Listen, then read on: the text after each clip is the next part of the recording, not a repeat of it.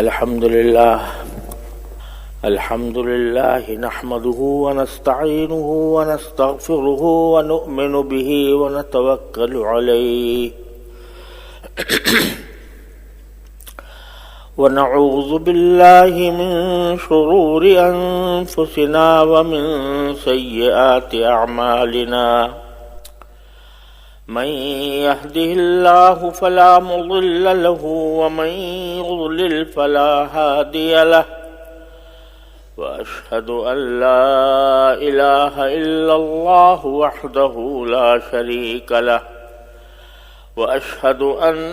سيدنا ومولانا محمدا عبده ورسوله صلى الله تعالى عليه وعلى آله وأصحابه وبارك وسلم تسليما كثيرا. أما بعد فأعوذ بالله من الشيطان الرجيم. بسم الله الرحمن الرحيم. يا أيها الذين آمنوا عليكم أنفسكم لا يضركم من ضل إذا اهتديتم إلى الله مرجعكم فينبئكم بما كنتم تعملون. آمنت بالله صدق الله مولانا العظيم. محترم بزرگوں، دوستوں اور بھائیوں، السلام علیکم ورحمۃ اللہ تعالی وبرکاتہ. یہ سورہ مائدہ کی آیت ہے جو میں نے آپ کے سامنے پڑھی، اور پچھلے جمعے میں بھی اس کے بارے میں کچھ گزارشات پیش کی تھی. اس میں اللہ تبارک و تعالیٰ نے ہماری ایک بہت ہی بنیادی قسم کی بیماری کی اصلاح فرمائی ہے. وہ بیماری یہ ہے کہ ہم دوسروں کے عیب تو تلاش کرنے میں بڑے ہوشیار ہیں. دوسروں پر تنقید کے لیے ہماری زبانیں کھلی ہوئی ہیں. فلاں یہ کرتا ہے، فلاں یہ کرتا ہے، لوگوں کے اندر یہ خرابی پیدا ہو گئی ہے، وہ خرابی پیدا ہو گئی ہے. اس پر تبصرے ہماری مجلسوں میں دن رات ہوتے رہتے ہیں. حکومت کی خرابیاں، سیاستدانوں کی خرابیاں، دوسرے معاشرے کے اندر جو فساد پھیلا ہوا ہے اس معاشرے کے فساد کے جو ارکان ہیں ان کی خرابیاں، یہ ہماری زبانوں پر چڑھی ہوئی ہیں. تقریباً ہر مجلس میں اس کا تذکرہ ہوتا ہے، اور اس بات کا بھی رونا ہم روتے رہتے ہیں کہ ہمارے معاشرے کے اندر بہت بگاڑ پیدا ہو گیا ہے، بہت خرابیاں پیدا ہو گئی ہیں، ہم دین سے دور ہوتے جا رہے ہیں، رشوت کا بازار گرم ہے، حرام و حلال کی پرواہ نہیں ہے. یہ ساری باتیں ہماری مجلسوں کا موضوع ہوتی ہیں. اللہ تبارک و تعالیٰ نے ہماری اس بیماری کو واضح طور پر بیان فرمایا ہے کہ بھائی دوسرے لوگ جو بھی کام کر رہے ہیں ان کی خرابیوں کی ذمہ داری تمہارے اوپر عائد نہیں ہوتی. ہر ایک انسان کو اس کو اپنے افعال کا جواب دینا ہے. لہذا تم دوسروں کے اوپر طعن و تشنیع اور تنقید سے زیادہ اپنی فکر کرو. علیکم انفسکم، تم اپنی خبر لو. میں کتنے پانی میں ہوں، میں کہاں کھڑا ہوں، میں اللہ جل جلالہ کے احکام پر کتنا عمل کر رہا ہوں، اس کی فکر میں پڑ جاؤ. حقیقت یہ ہے کہ ہم چونکہ اپنی بیماریوں سے اور اپنے برائیوں سے غافل رہتے ہیں تو ہر وقت دوسروں کے اوپر ہماری نگاہ رہتی ہے اور دوسروں پر ہم تنقید کرتے رہتے ہیں، اور یہ پتہ نہیں ہوتا کہ خود ہمارے اندر کتنی خرابیاں ہیں، کتنی خامیاں ہیں. تو اگر ہم اپنا جائزہ لیتے رہا کریں وقتاً فوقتاً اپنا جائزہ لیں کہ بھئی میرے اندر کیا خرابیاں ہیں، میرے اندر کیا عیوب ہیں، میں کن برائیوں کا شکار ہوں، تو پھر دوسروں کو دیکھنے کی فرصت ہی نہیں ملے گی۔ بہادر شاہ ظفر مرحوم کا یہ شعر بڑا حکمت والا ہے۔ وہ کہتے ہیں کہ تھے جو اپنی برائی سے بے خبر، رہے اوروں کے ڈھونڈتے عیب و ہنر، رہے اپنی برائی سے بے خبر، رہے اوروں کے ڈھونڈتے عیب و ہنر، پڑی اپنی برائی پر جو نظر، تو نگاہ میں کوئی برا نہ رہا۔ جب اپنی برائی پر نظر پڑ جاتی ہے، آدمی کو اپنی فکر پڑ جاتی ہے، تو پھر دوسروں کے اندر جو خامیاں ہیں، خرابیاں ہیں، ان کی طرف نگاہ نہیں جاتی، آدمی خود اپنے آپ پر غور کرتا ہے۔ اگر ایک آدمی کے پیٹ میں شدید درد ہو رہا ہو،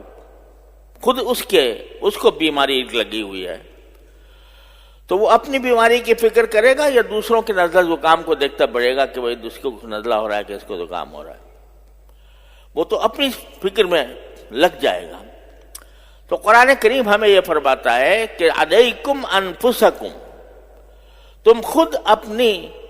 فکر کرو، اپنی خبر لو کہ میں کہاں ہوں، اور یہ خبر کیسے لی جائے، کس طرح خبر لیں ہم اپنی کہ ہم میں کہاں خرابی ہے، کہاں خامی ہے، اس کا معیار بتا دیا اللہ تبارک و تعالی نے اپنے فضل و کرم سے قرآن کریم میں۔ دوسری جگہ معیار یہ بتا دیا، لقد کان لکم فی رسول اللہ اسوۃ حسنہ، کہ تمہارے لیے اللہ کے رسول صلی اللہ علیہ وسلم کی زندگی میں ایک بہترین نمونہ ہے جو ہم نے تمہارے سامنے پیش کیا ہے۔ یعنی اس کائنات میں کی تخلیق کا جو سب سے بڑا شاہکار اللہ تبارک و تعالی نے پیدا فرمایا، وہ جناب نبی کریم سرور دو عالم صلی اللہ علیہ وسلم کی شکل میں پیدا فرمایا، اور یہ اعلان کر دیا کہ ان کے زندگی کا ایک ایک فعل تمہارے لیے نمونہ ہے۔ وہ عقائد میں نمونہ ہے، وہ عبادات میں نمونہ ہے، وہ معاملات میں نمونہ ہے، وہ اخلاق میں نمونہ ہے، وہ معاشرت میں نمونہ ہے۔ تو اپنا جائزہ لینے کا بہترین طریقہ یہ ہے کہ کوئی ایسی کتاب آپ کے ہمارے سامنے ہو جس میں رسول کریم سرور دو عالم صلی اللہ علیہ وسلم کی حیات طیبہ بیان کی گئی ہے، آپ کی صفات بیان فرمائی گئی ہیں، جس میں سرکار دو عالم صلی اللہ علیہ وسلم کے طور طریقے بیان فرمائے گئے ہیں، اس کو ہم اپنے سامنے رکھیں اور سامنے رکھ کر اپنا اس سے موازنہ کریں کہ بھئی یہ جو صفات بیان کی جا رہی ہیں نبی کریم سرور دو عالم صلی اللہ علیہ وسلم کی، ان صفات میں اس کا کوئی شائبہ میرے اندر ہے یا نہیں ہے۔ مثلا رسول کریم سرور دو عالم صلی اللہ علیہ وسلم کی صفات میں یہ تھا کہ آپ بردبار تھے، حلیم تھے، اور حلیم کے معنی یہ کہ دوسروں کے ساتھ ہمیشہ آپ خوش اخلاقی سے، محبت سے، خیر خواہی سے بات کیا کرتے تھے، اور کوئی کتنے ہی غصہ کرنے والے، دوسرا غصہ کتنا بھی کر رہا ہو، لیکن رسول کریم صلی اللہ علیہ وسلم جواب میں غصے کا جواب غصے سے نہیں دیتے تھے۔ حدیث صحیح بخاری میں حدیث ہے کہ ایک صاحب تھے، کسی وقت رسول کریم صلی اللہ علیہ وسلم نے ان سے کوئی اونٹ لیا تھا، اور اس اونٹ کی یعنی وہ اونٹ واجب ہو گیا تھا نبی کریم صلی اللہ علیہ وسلم کے ذمے، آپ نے اپنے ذمے لے لیا تھا کسی وجہ سے، کسی عقد کی بنیاد پر، کہ حضور اقدس صلی اللہ علیہ وسلم کو اونٹ ادا کرنا تھا کسی کا۔ وہ صاحب آئے اور آ کر بڑے غصے میں نبی کریم صلی اللہ علیہ وسلم سے خطاب کیا، میرا اونٹ واپس کرو، میرا اونٹ دو، کیوں دیر لگا رہے ہو، وغیرہ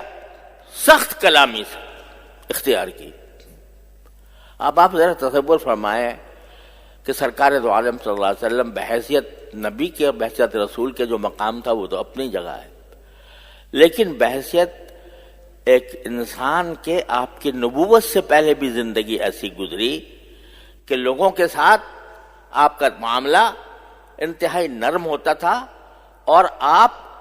صادق اور امین کے لقب سے پکارے جاتے تھے۔ دشمن بھی آپ کو صادق اور امین سمجھتا تھا کہ یہ کبھی کوئی خیانت نہیں کر سکتے، کبھی کسی کے ساتھ کوئی زیادتی نہیں کر سکتے، نبوت سے پہلے بھی۔ ایسے شخص جس کی ساری زندگی صادق اور امین کی صفات سے لبریز ہو، اس کو ایک آدمی آ کر بھرے مجمع میں اور ڈانٹ رہا ہے، سخت کلامی اختیار کر رہا ہے۔ ظاہر ہے کہ صحابہ کرام جو رسول کریم صلی اللہ علیہ وسلم کے جانثار تھے، ان کو کیسے گوارا ہو سکتا تھا کہ ایک آدمی آ کر نبی کریم صلی اللہ علیہ وسلم کو ڈانٹے؟ تو صحابہ کرام نے چاہا کہ اس کو کچھ جواب دیں۔ آپ نے فرمایا رہنے دو، اور یہ فرمایا کہ جس کا کوئی حق ہوتا ہے دوسرے کے ذمے، اس کو کچھ کہنے کی بھی گنجائش ہوتی، ان لصاحب الحق مقالا۔ اس واسطے اگر میں یہ کہوں تو غلط نہیں ہوا کہ وہ بدتمیزی تھی جو نبی کریم صلی اللہ علیہ وسلم کے ساتھ کی جا رہی تھی، اس بدتمیزی کا جواب سرکار دو عالم صلی اللہ علیہ وسلم نے یہ صحابہ کو روکا کہ اس کو کوئی برا بلا نہ کہو،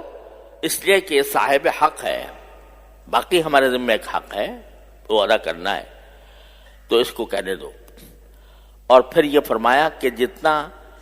جتنی قیمت کا اونٹ میرے ذمہ واجب ہے، اس سے زیادہ قیمت کا اس کو ادا کرو۔ اس کو زیادہ قیمت کا ادا کیا۔ اب یہ حلم دیکھیے، حلم کی صفت کہ دوسرا غصے کا مظاہرہ کر رہا ہے، ڈانٹ ڈپٹ کر رہا ہے، اور اس کے جواب میں آپ حلم کا، بردباری کا مظاہرہ فرما رہے ہیں۔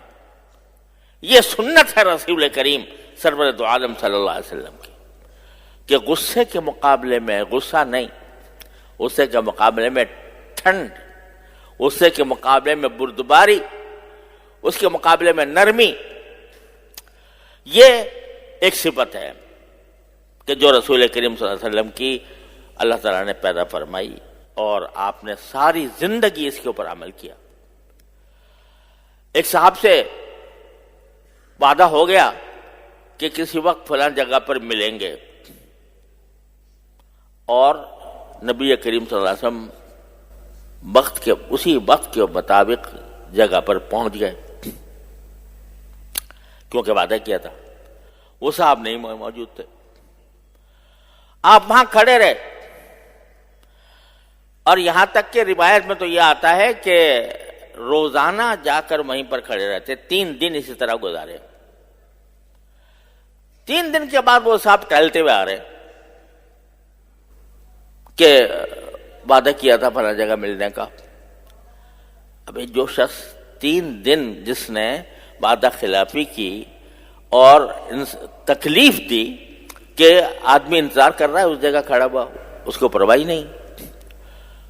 اس کے ساتھ صرف اتنا کہا کہ بھائی تم نے مجھے 3 دن تک انتظار میں کیوں رکھا؟ بس، نہ کوئی ڈانٹ، نہ کوئی ڈپٹ، نہ کوئی غصہ۔ تو یہ اوصاف ہیں، یہ ہے سنت رسول کریم صلی اللہ علیہ وسلم کی۔ حلم، دعا بھی فرمائی اور اس دعا کی تلقین بھی کی، ہم سب کو تلقین کی، اللہم اعنی بالعلم وزینی بالحلم، کہ اللہ مجھے علم سے میری مدد فرما، علم سے میری مدد فرما، اور وزینی بالحلم، ایک روایت میں اللہم اغننی بالعلم، کہ اللہ مجھے علم میں غنی بنا دے، اور وزینی بالحلم، اور مجھے زینت عطا فرما حلم کے اندر،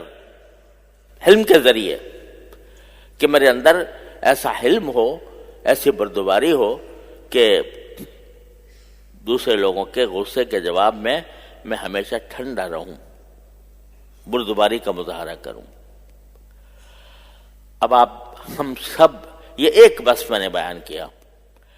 ہم سب اپنا جائزہ لے کر دیکھیں کہ کیا ہمارے اندر یہ حلم ہے؟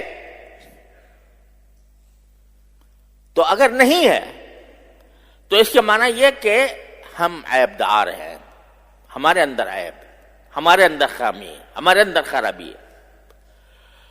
تو جب ہمارے اندر یہ خرابی موجود ہے تو میاں دوسروں کو کیا تم ملامت کرتے ہو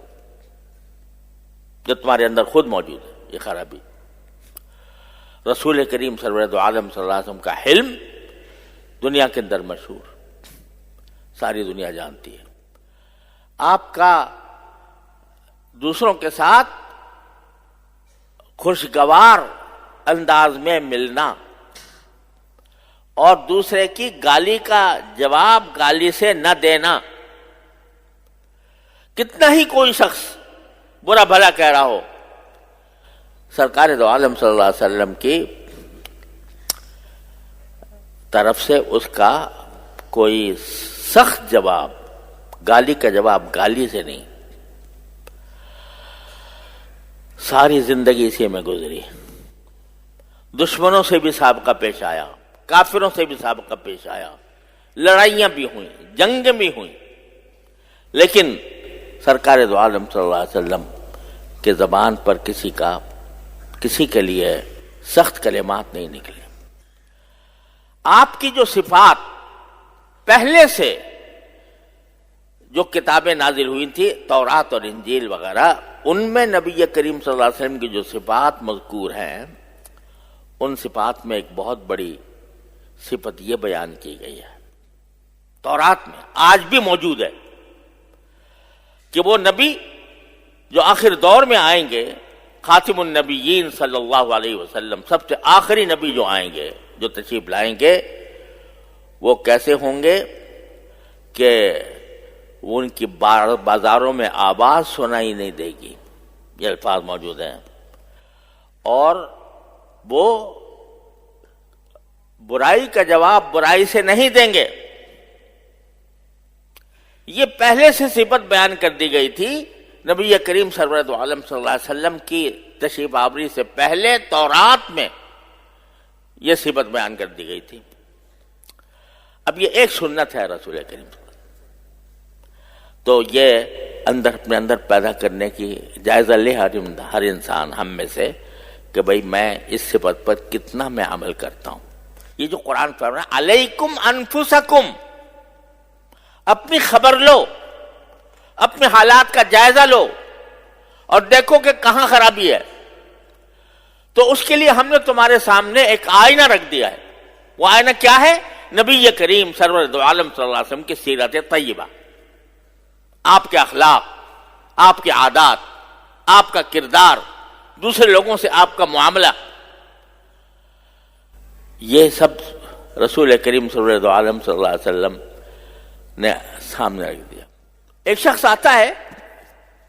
اور آ کر کہتا ہے یا رسول اللہ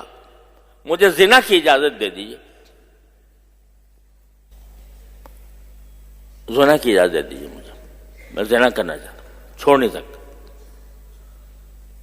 کوئی اور ہو ہم جیسا تو اس کو ڈانٹ کر بھگا دے، کیا بکواس کر رہا ہے، لیکن سرکار دو عالم صلی اللہ علیہ وسلم نے اس کو قریب بلایا، اس کے کندھے پر ہاتھ رکھا، شفقت سے فرمایا کہ تم جو کام کسی کسی کی بہن یا بیٹی کے ساتھ کرنا چاہتے ہو، اگر کوئی وہ دوسرا تمہاری بیٹی تمہاری بہن کے ساتھ کرے، پسند کرو گے؟ تو اس نے کہا نہیں یا رسول اللہ۔ کہا کہ جب تم کئی رشتوں کا نام لیا، اگر تمہاری بہن کے ساتھ کرنا چاہے، تمہاری بیٹی کے ساتھ کرنا چاہے، تمہاری ماں کے ساتھ کرنا چاہے، پسند کرو گے؟ ہر چیز ہر ایک کا نام الگ الگ لے کر ہر ایک کے بارے میں کہتا رہا کہ نہیں جی نہیں نہیں نہیں۔ آپ نے فرمایا کہ پھر جس کے ساتھ تم یہ عمل کرو گے وہ بھی کسی کی بہن ہوگی، کسی کی ماں ہوگی، کسی کی بیٹی ہوگی۔ جب تم اپنے لیے پسند نہیں کرتے یہ بات، تو دوسروں کے لیے کیسے پسند کرتے؟ ٹھنڈک پڑ گئی اس شخص کے دل میں، اور اللہ تعالیٰ نے اس کو توبہ کی توفیق دے دی۔ اگر اس کو ڈانٹ پہ پلاتے کہ کیا بکواس کر رہا ہے، یہ کوئی مانگنے کی بات ہے؟ اللہ کے رسول سے مانگ رہا ہے کہ میں زنا کرنا چاہتا ہوں صلی اللہ علیہ وسلم۔ آپ نے نہ ڈانٹا نہ ڈپٹا، محبت پیار سے اس کو سمجھا دیا، اللہ تبارک و تعالیٰ نے اس کی اصلاح کر دی۔ تو یہ ساری صفات نبی کریم سرورۃ عالم صلی اللہ علیہ وسلم کی، یہ سب سنت ہیں۔ بے شک بہت سی سنتیں ایسی ہیں جو ہم الحمدللہ اللہ نے توفیق دے دی ہے، بھئی داڑھی رکھنا سنت ہے، کرتا پہننا سنت ہے، اور اپنے پانچوں کو ٹخنوں سے اونچے رکھنا سنت ہے، بیت الخلاء میں جاتے ہوئے بایاں پاؤں پہلے داخل کرنا اور نکلتے ہوئے دایاں پاؤں پہلے نکالنا، مسجد میں داخل ہوتے ہوئے دایاں پہلے رکھنا، بایاں پہلے بعد میں نکالنا، یہ سب سنتیں ہیں بے شک، اور ان میں سے بہت سو پر شاید ہم عمل بھی کرتے ہیں الحمدللہ، اللہ تعالیٰ کا شکر ہے۔ لیکن سنتیں ان میں منحصر نہیں ہیں۔ اصل سنت یہ ہے کہ رسول کریم سرورۃ عالم صلی اللہ علیہ وسلم اپنی ذات کے ساتھ کیا معاملہ فرماتے تھے،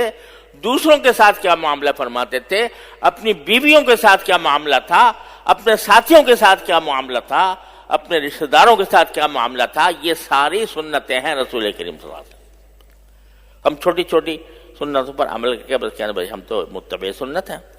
داڑھی رکھ لی متبع سنت ہے۔ بے شک اللہ کی نعمت ہے کہ اللہ نے اس سنت پر عمل کرنے کی توفیق بخشی، یہ بھی کوئی معمولی بات نہیں ہے، یہ بھی اللہ تعالیٰ کا فضل و کرم ہے، بہت سو کو حاصل نہیں ہے، اللہ نے عطا فرما دی،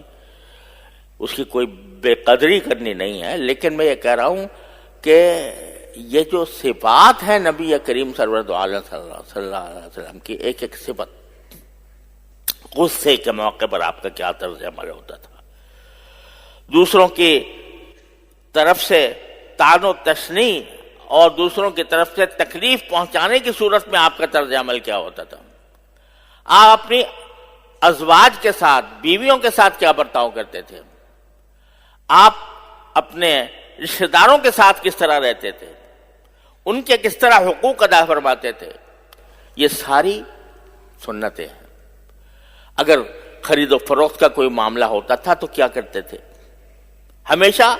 جتنا حق اپنے اوپر واجب ہوا اس سے زیادہ دے دیا۔ اس حالت میں جبکہ بعض اوقات 3 مہینے تک گھر میں آگ نہیں جلتی تھی، اس حالت میں بھی جب کسی دوسرے کے ساتھ معاملہ ہوا تو جتنا حق واجب تھا اس سے زیادہ اس کو دیا۔ ہمیشہ اللہ تبارک و تعالیٰ نے دریا دلی کا ایک پیکر بنایا تھا نبی کریم صلی اللہ علیہ وسلم۔ تو یہ ساری سنتیں موجود ہیں، لکھی ہوئی ہیں، حدیث کی کتابوں میں بھی، سیرت و سنت کی کتابوں میں بھی۔ ان کو آدمی پڑھے اور پڑھ کر ہر سنت کے ساتھ اپنا جائزہ لے، اس سنت پر میں کتنا عمل کر رہا ہوں۔ میرے شیخ حضرت ڈاکٹر عبدالحی صاحب عارفی قدس اللہ تعالیٰ سرہ کی ایک کتاب ہے اسوہ رسول اکرم صلی اللہ علیہ وسلم، اس میں رسول کریم سرورۃ عالم صلی اللہ علیہ وسلم کی ساری سنتیں جمع کر دی۔ سنتیں جو عبادات سے متعلق ہیں وہ بھی، آپ طہارت میں کیا سنت ہے، آپ کی نماز پڑھنے میں کیا سنت ہے، یہ بھی، اور اخلاق میں، معاملات میں، معاشرت میں کیا طور طریقہ اپنایا ہوا تھا، اس کو جمع کر دیا ہے ایک کتاب میں۔ یوں تو اور بھی کتابیں بہت ہیں جن میں نبی کریم صلی اللہ علیہ وسلم کی سنتیں بیان کی گئی ہیں، لیکن اس میں زیادہ جامعیت کے ساتھ وہ کتاب آپ ہم میں سے ہر ایک سامنے رکھ لے، ایک ایک صفحہ پڑھتا جائے اور اپنا جائزہ لیتا جائے کہ میں نبی کریم صلی اللہ علیہ وسلم کی سنت پر کس درجہ عمل پیرا ہوں۔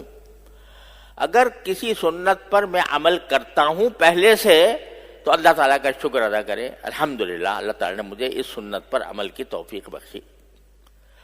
اور جس سنت پر عمل کا ابھی تک داعیہ پیدا نہیں ہوا یا وہ عمل کرنے کی توفیق نہیں ہوئی، اس کو شروع کر دے۔ اس میں سے بعض سنتیں تو ایسی ہوں گی جو محض لاپرواہی کی وجہ سے ہم نہیں ادا کرتے،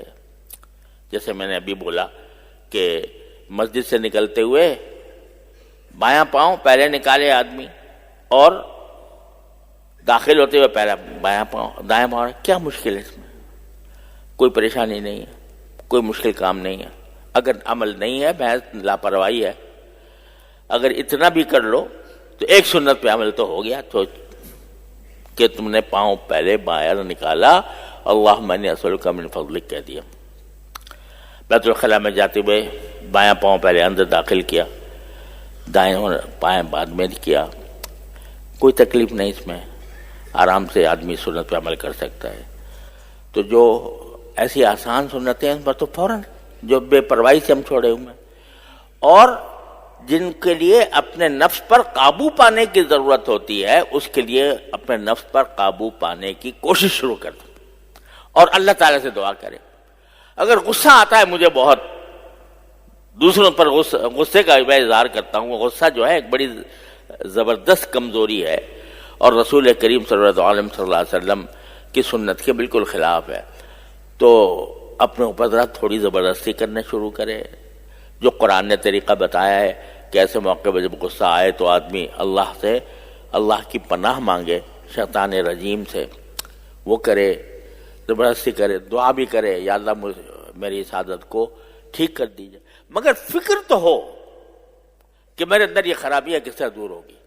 اس کا راستہ یہی ہے